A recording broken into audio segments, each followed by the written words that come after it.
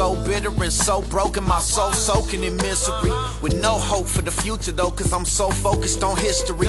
Till one day someone cared enough to share just what you did for me. I could quickly see how differently you act from the Christians I'm witnessing. You live this thing called love while all of us are just so nitpicky. You are righteousness, you gave your life for us, literally. The thought that you're the one I hated sickens me. It's a trip to me how quickly we fall into iniquity. Even though I acted wickedly, you still chose to sit with me. I'm the worst one on the court, Lord, but yet you still keep picking me. It now becomes so vividly clear that every test and every trial was predestined, and the outcome was your victory. What's up, everybody? Brother Christopher with the heads, not the tails. Welcome to my remastered version of my Four Horsemen vision. And I want to go over this in great detail with you, because I want you to see the full scope of what the Lord has showed me. And at the time I had this vision was in 2008, which I still had my foot halfway in the world and halfway out of the world. I'm making this video in attempt to try to awaken some people and to let them know what is soon to come. And the way this vision started off, you see, I had fell asleep early one night in 2008, and the dream or vision, whatever you want to call it, started off with me driving.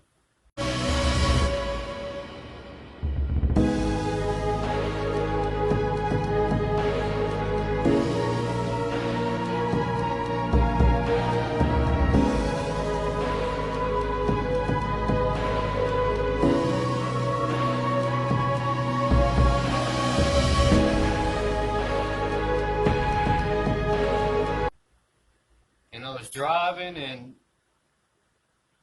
it was a bright, sunny day outside. And I can remember clearly that I was sitting there on the phone while I was driving, listening to music. And I was talking with my uncle on the phone.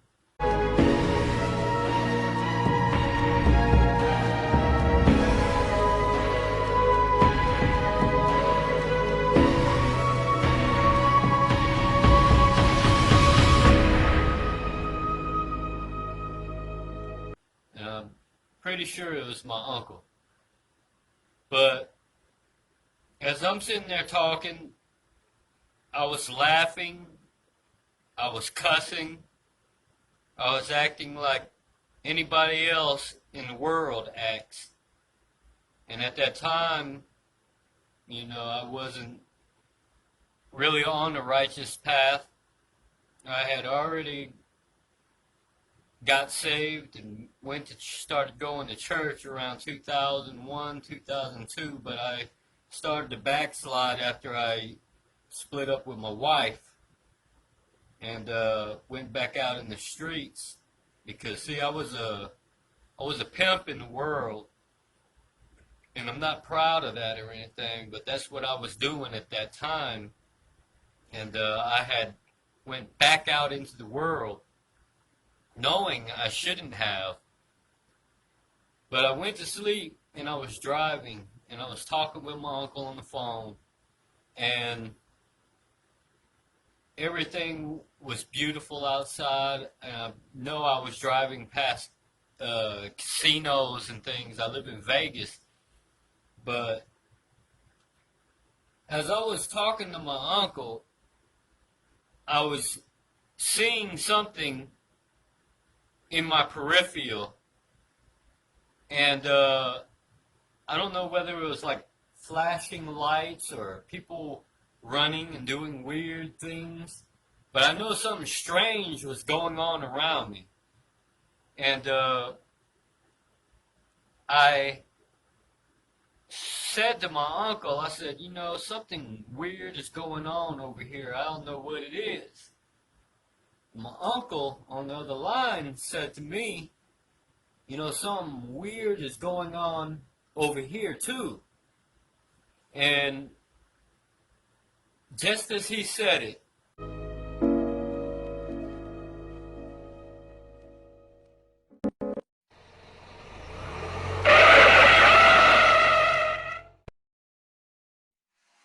I think it is too. I had to slam on my brakes. And in front of me was 4 big giant horses with big giant knights on the top of them, riding them. And I mean, words couldn't describe what they look like. I thought I was gonna die.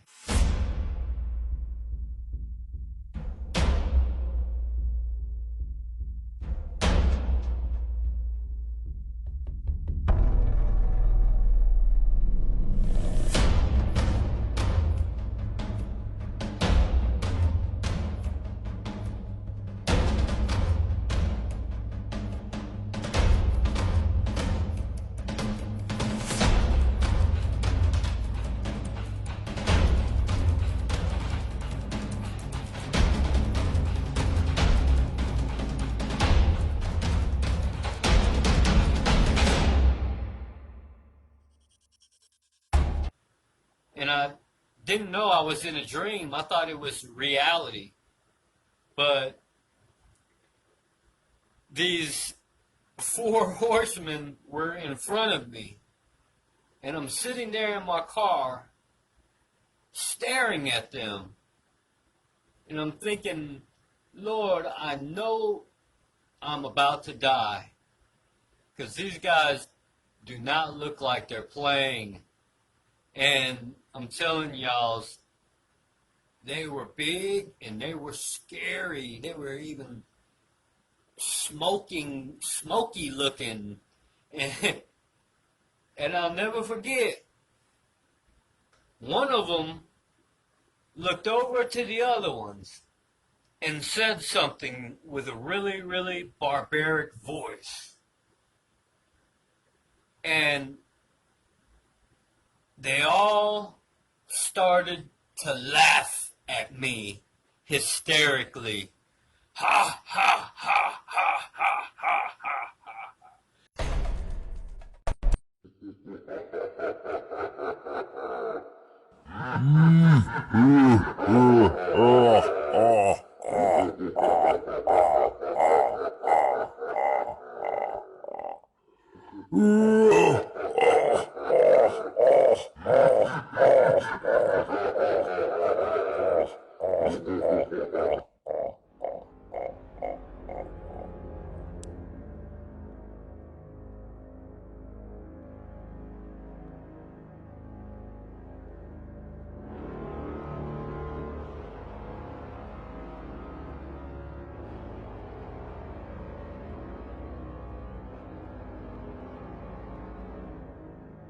Ha, ha, ha, ha, ha, ha.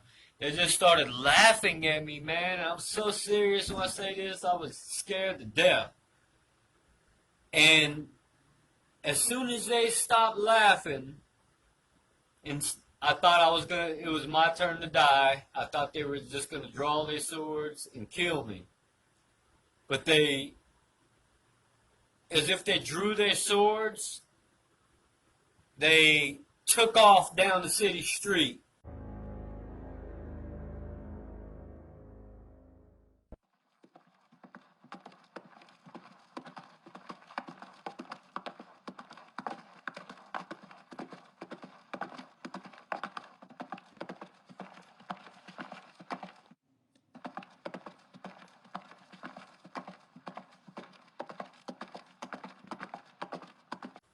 And I watched them. I watched them take off down the street, and I watched them all the way until they faded out of my sight.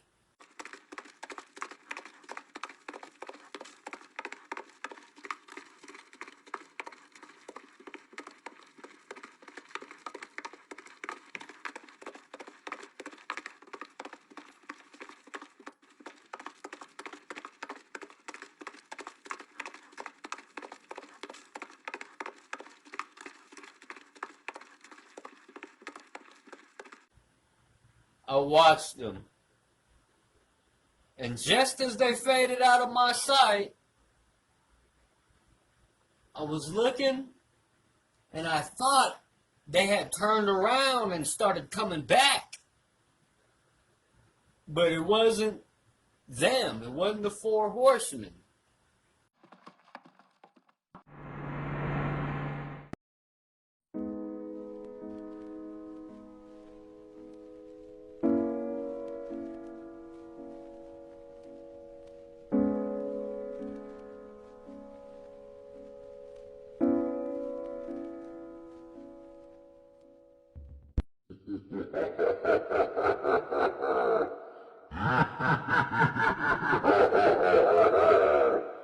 What it was a whole bunch of military soldiers and tanks.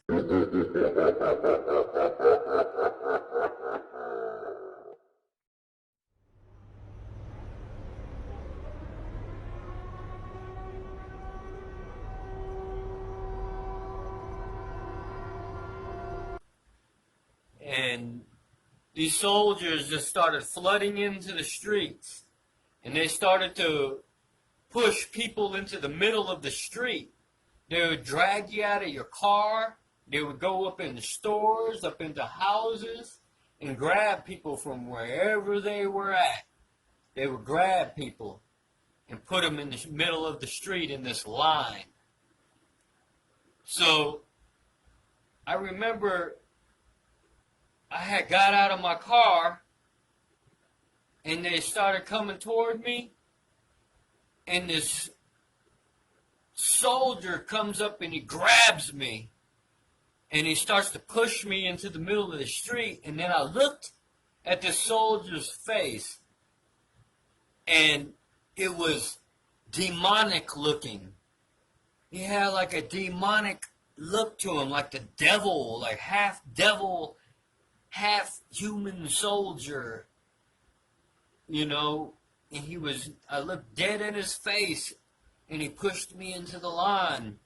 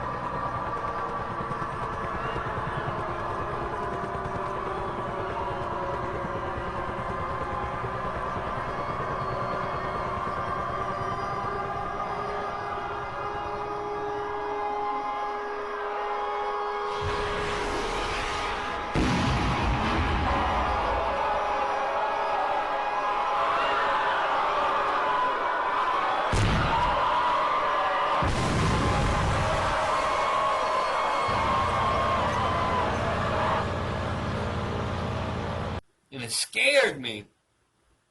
So now I'm in this line, and they started to make us walk. And man, I'm telling y'all, it's like we started walking, and in my vision or my dream, it seemed like we were walking for hours, like they were marching us somewhere really far.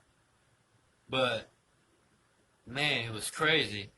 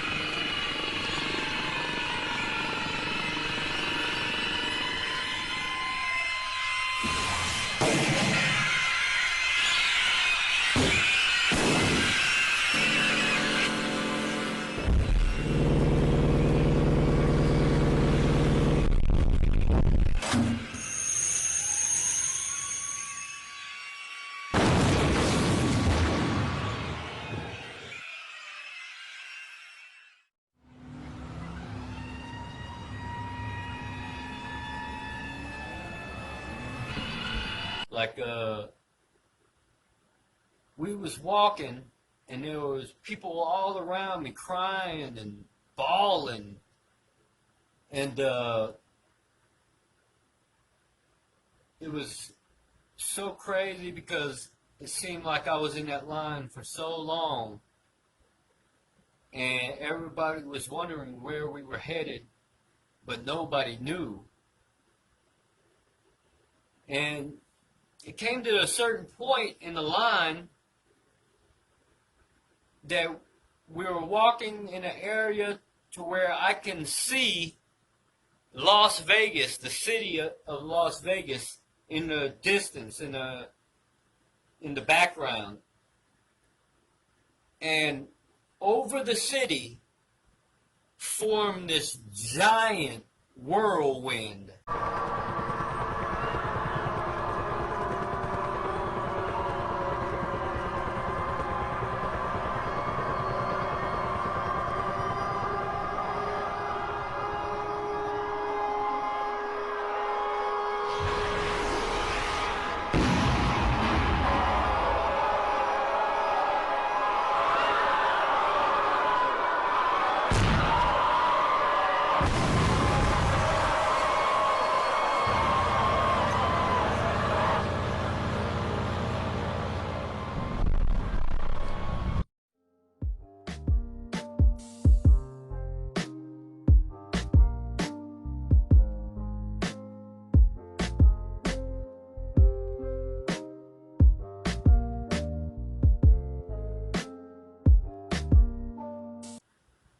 Of a tornado-ish looking cloud over the city, and it was swirling really slow and really strong, and it was sucking up lights, like little balls of lights. It was sucking up thousands, maybe even millions of lights were going into this whirlwind tornado. And I knew it was the rapture taking place.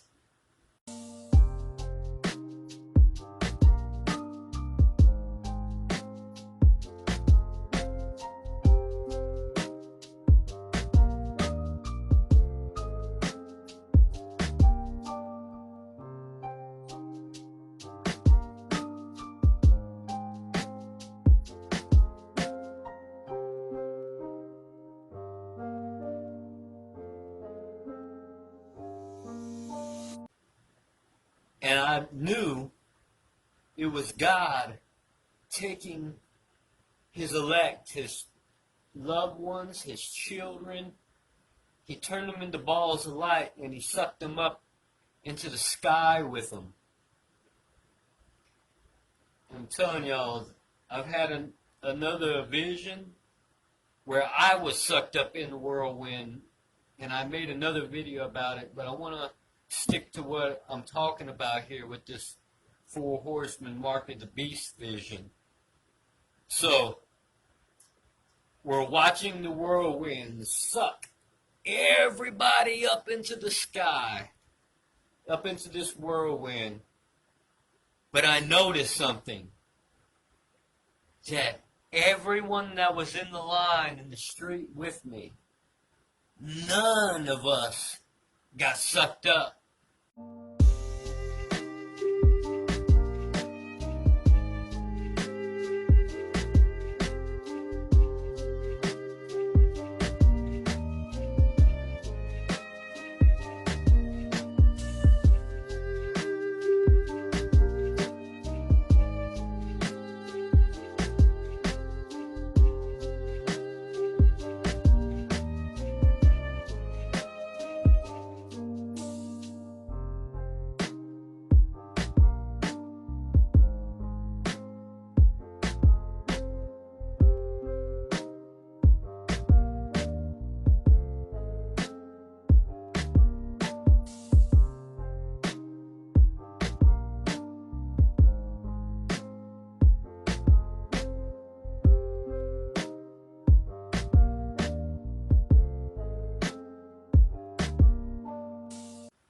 none of us went. It was as if everything was set up that way. Like we were meant to be put in line on purpose, like we were already chosen for the line. And like they were already chosen to be raptured. So you can imagine how I was feeling. None of us went. And we're with these demonic soldiers. So I was sitting there thinking to myself, am I going to hell? What is about to happen? Because I just watched the whirlwind of God take all his people with him. And here I am, still stuck in this line. So the Lord showed me this vision for a reason, you know, and I'm here to blow the trumpet to tell y'all what I saw. And that's the only reason why I'm making this. So please share this video, please. Anyway, we watched the whirlwind go away. And we were still forced to march in this line, to walk in this line. And I could hear the gravel underneath our feet. It was so real, y'all, that, you know, that words can't even describe what I saw.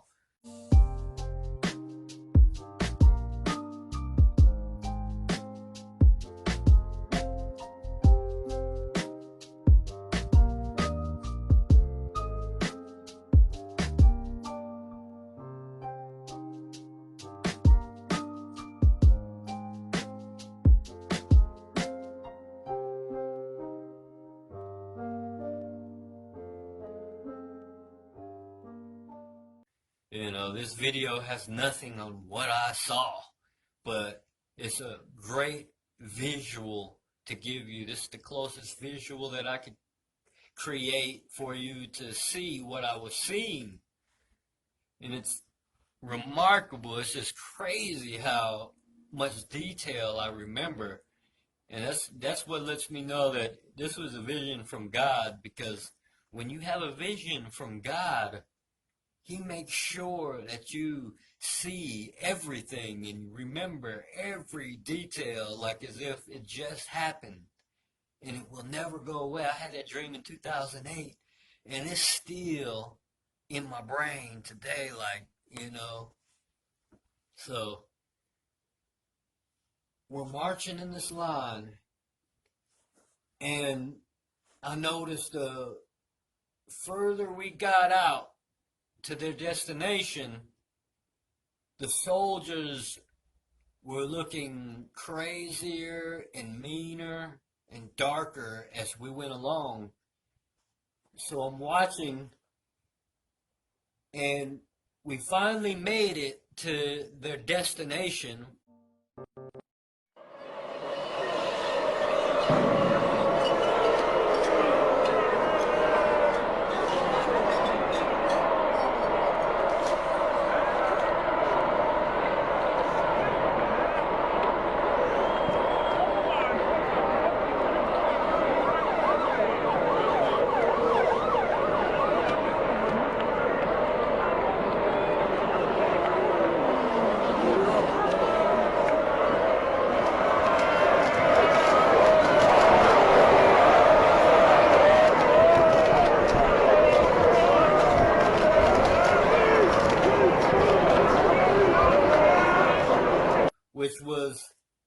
It was like looking at the border of Mexico almost. It looked like a border crossing.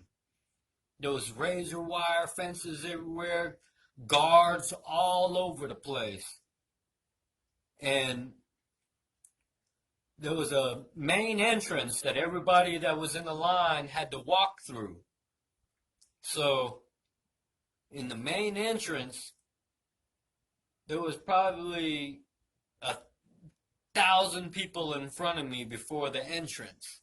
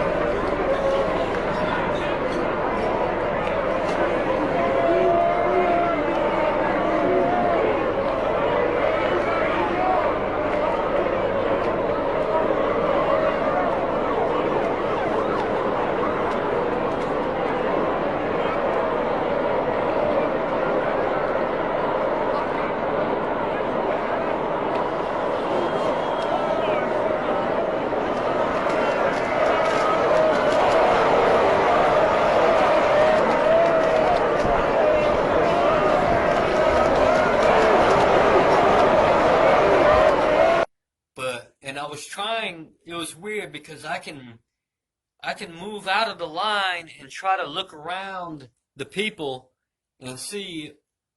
I was trying to see what was going on ahead, but I couldn't see anything. But I heard people screaming way at the front of the line. People were screaming at the top of their lungs. And it scared me. It really freaked me out. And 1,000 people turned into 200 people.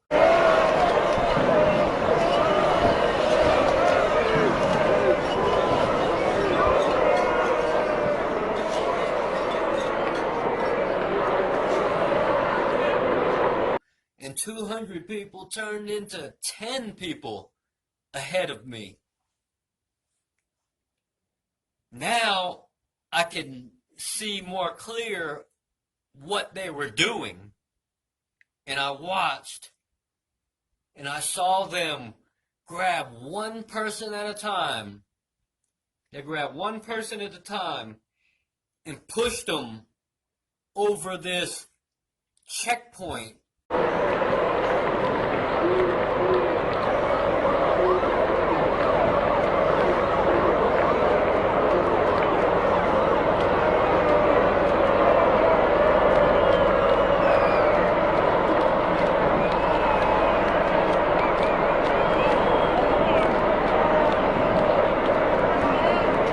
Similar to like a airport metal detector. You know, it's like a grid type of metal detector thing that they were pushing people over. And I'm telling you, as soon as they push people across this detector thing, either a giant knot would pop out of their arm, out of their forearm right here, a giant knot would pop up. And it was weird because I got to look at it really close, and it was a knot with this scar, like almost as if the knot got burned and it healed. Like a scarish looking knot would pop out of their forearm. And then I saw a guy get pushed over the line, and a giant knot with the same scar looking thing over it popped out of their forehead, on like the side of the forehead. Bam! And people would grab their head and start screaming, or grab their arm and scream.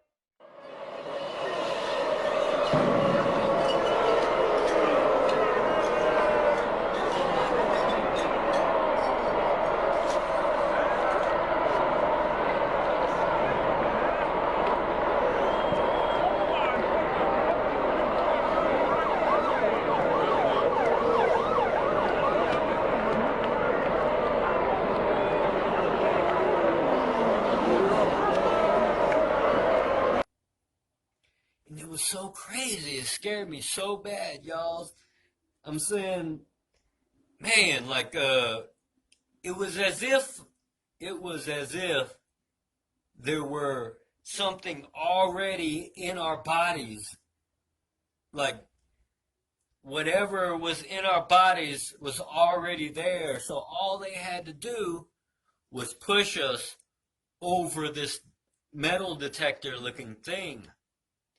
And as soon as you cross that thing, this thing would pop out on your forearm or in your forehead. And that's why I know this is from God, because that's what the Bible describes. You get mark on the hand or the forehead. But this is as close as I can get it, and I need people to take heed to this message. It came down to me, and two same demonic soldiers grabbed me from both sides of my arms, and they pushed me across the metal detector.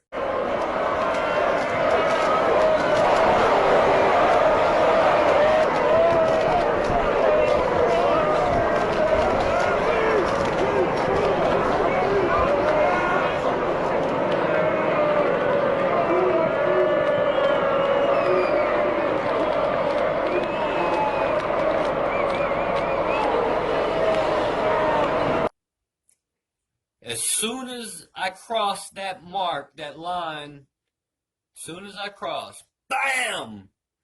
A big old knot would come out of my arm with scar over it.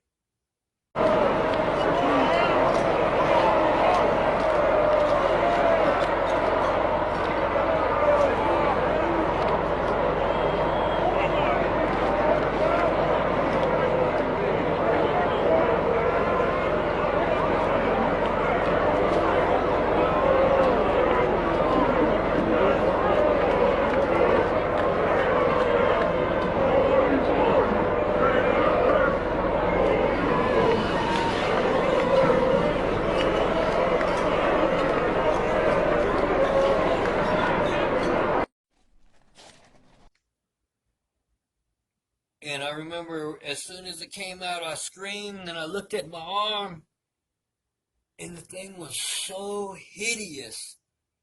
This thing was so unwelcoming. It was horrendous, this knot. And I remember very clearly, I was so disgusted at this mark on my arm that I covered it up with my shirt.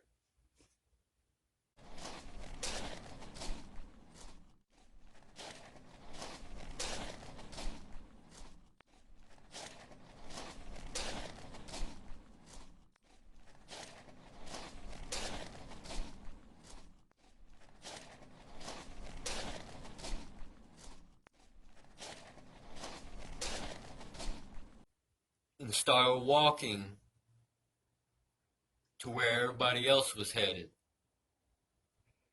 Now there was something I noticed, that once they pushed you across that detector, and once you got that mark put on you in the forehead of the forearm, once that happened, nobody followed you from there.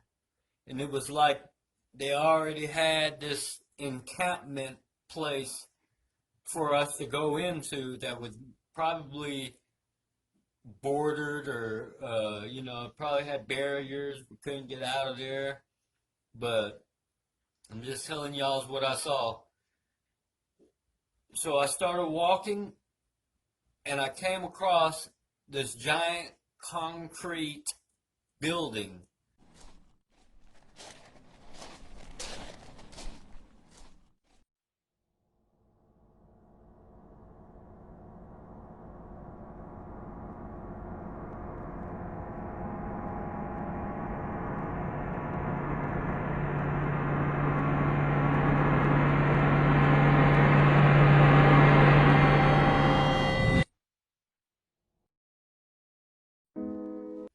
With the entrance in the front, no door, just the entrance.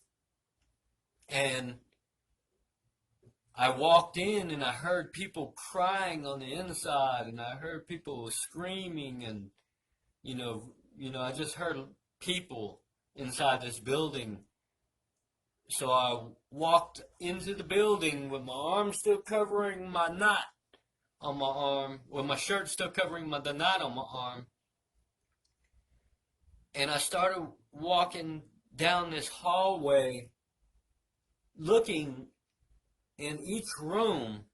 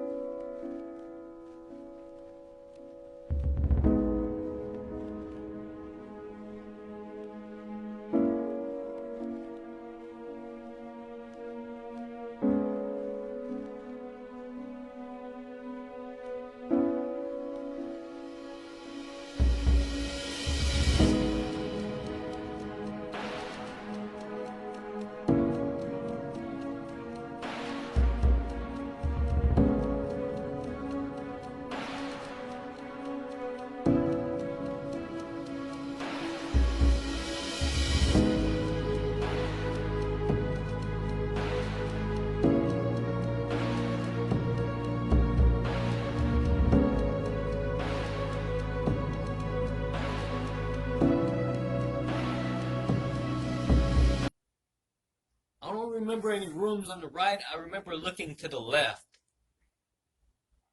And in each room, there were full of people. And everyone in these rooms were just sitting around, up against the walls, laying on the floor, crying. Everybody was so disappointed and sad. Man, I mean, the sounds that I heard, these moans and groans, was so scary to me. And I ain't no punk, I ain't no wuss or anything, but this was really, truly scary. And I remember I walked into one of the rooms and I saw a man there with a knot on his forehead, kneeled down on the ground. He was crying.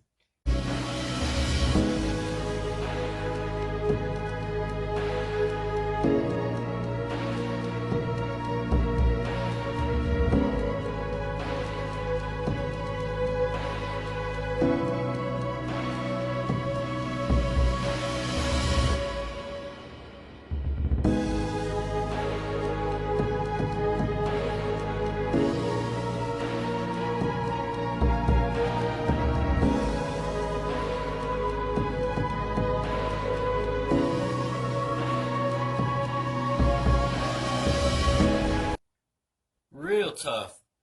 And I remember I just backed up against the wall, and I was sitting there just looking around thinking, wow, what happened?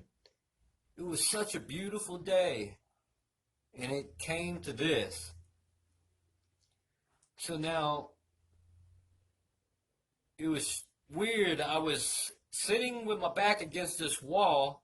I was standing with my back against the wall, looking around at all these people, and this girl whom I seem to have known her from high school, like it was someone I went to high school with, had came running up to me, crying, and like she grabbed me and started hugging on me. And I tell you, the feeling that I had at that time was a feeling of guilt and disgust with myself, that I grabbed her gently and I pushed her away and said, look, I have sinned too much.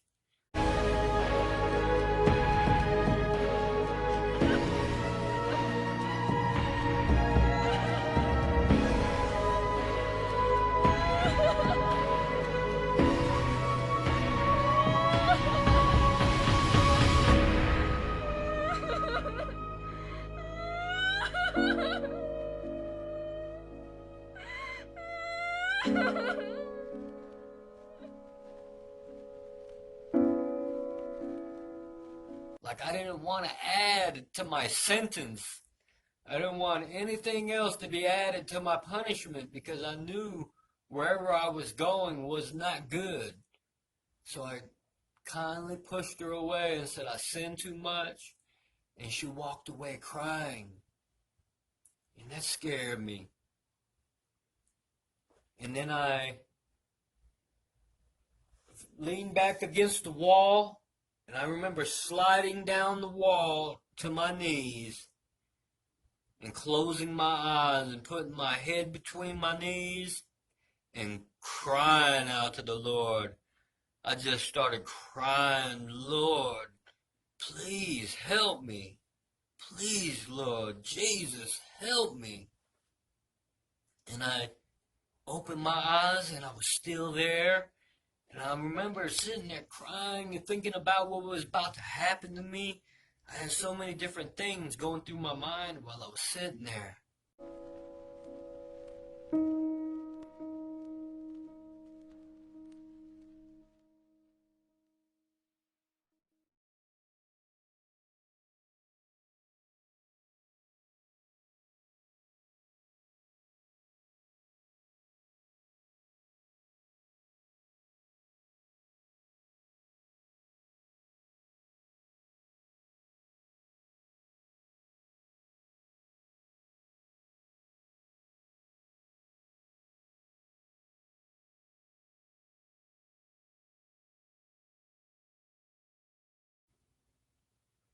And then next thing you know, I woke up in my bed crying. And it, it scared me so bad. Like I couldn't think straight. I couldn't do anything for a few days. It seemed like I was like out of it. But I just started continuing on and stuff, and as if it didn't happen. And you know what? I actually even forgot about the dream for a few years. I forgot all about I had that vision for a few years. 2011 came, and I saw this horseman run across the screen on CNN when they were having the riots in Egypt. At least 4 people were shot dead and 13 were wounded as overnight the battle for Tahrir Square in central Cairo took on an increasingly violent turn. Pro-Hosni Mubarak supporters are said to have opened fire on anti-government protesters. Egypt's army has now begun deploying tanks in among the protesters. The nighttime deaths add to those killed yesterday, underlying just how dangerous the demand for democracy has become. Many see the increase in violence as an attempted government-backed crackdown on the pro-democracy demonstrations. Mubarak promised on Tuesday to surrender power in September to try to defuse the unprecedented challenge to his 30-year rule, but his refusal to go immediately angered protesters. Hours later, the army told the reformers to go back home as Mubarak backers, throwing petrol bombs and wielding sticks, gathered on the outskirts of the central square and tried to gain entry. Now the government is calling for an end to the protests before talks over constitutional change can begin. But the activists are refusing, building up to Friday's planned march on the presidential palace.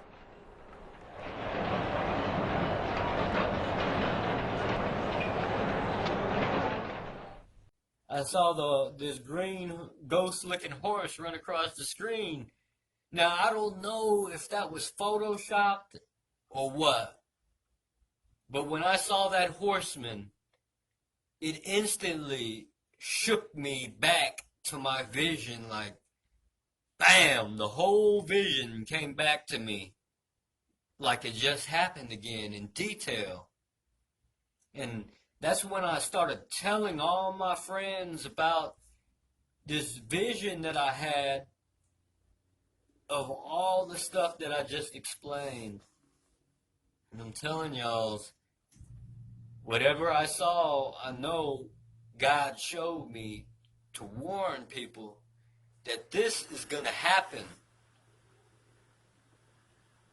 I don't know if it's going to happen in the order I saw it. All I know is that this is how I saw it. I know that the military and everybody had came before the rapture. So I don't know if it can be considered like a mid-trib rapture vision or what, but, you know, definitely talk to me in the comments, but I just really had to make this video again to try to get across to you guys, like, this is a serious vision. You know, God showed me that for a reason, and just that vision alone, like, really changed the way I look at things. And, you know, I really, since 2011, I really started diving in deep into the gospel as far as the end time deceptions and everything. So that's what my channel is all about. This vision alone is the reason I made my channel, so I can tell y'all what I saw.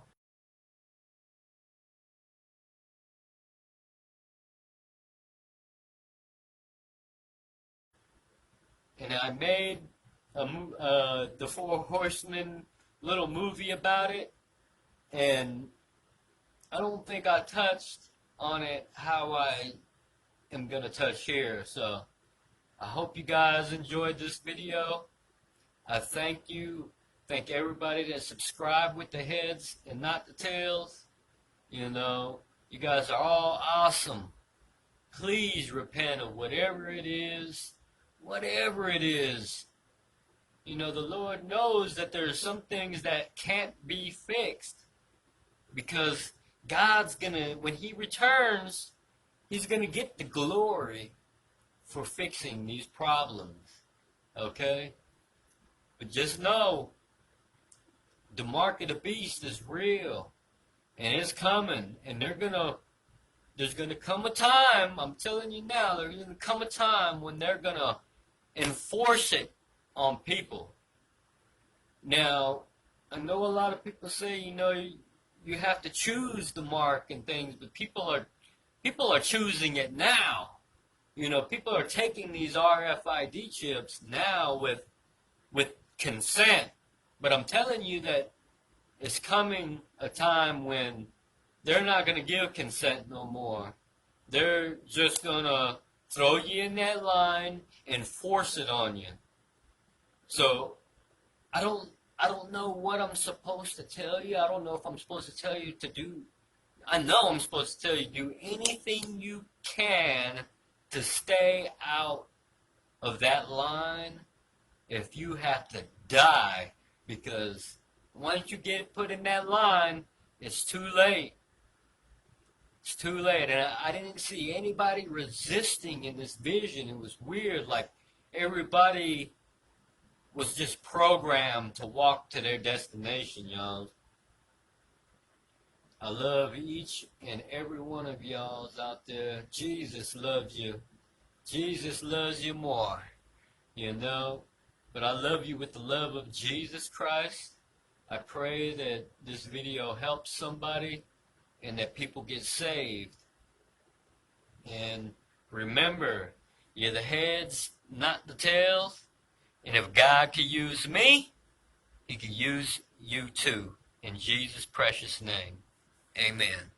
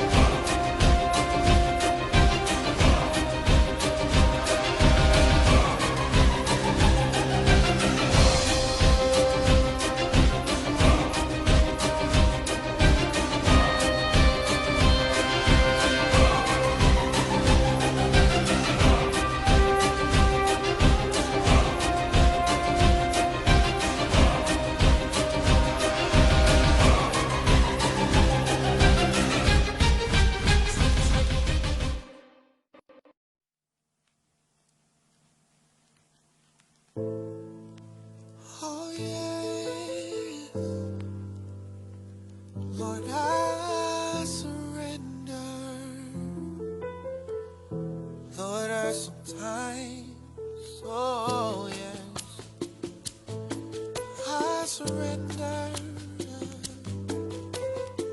Ooh, yeah. My papa was a preacher, but his papa was absentee. He did the best he could to keep his son from living fast and free. Religious rules in Christian school, the other children laughed at me. Plus we never had much green, so I never did dress fashionably. Everybody wore the same old smile, but it was just a mask to me. I saw through the hypocrisy when the pastor made a pass at me. That bastard had a class of us and kept asking us to do nasty things, to the point I have the baddest dreams of savage things attacking me. We moved away, but you could say the tragedy had a lasting reach. Blocked out any memory, still can't stand to hear no pastor preach. By now I'm about 11, and I've learned life comes with hazards, B. Sometimes I just break out in tears, a dark cloud seems to pass through me. My best friend was my blood brother, and at 13 he died tragically.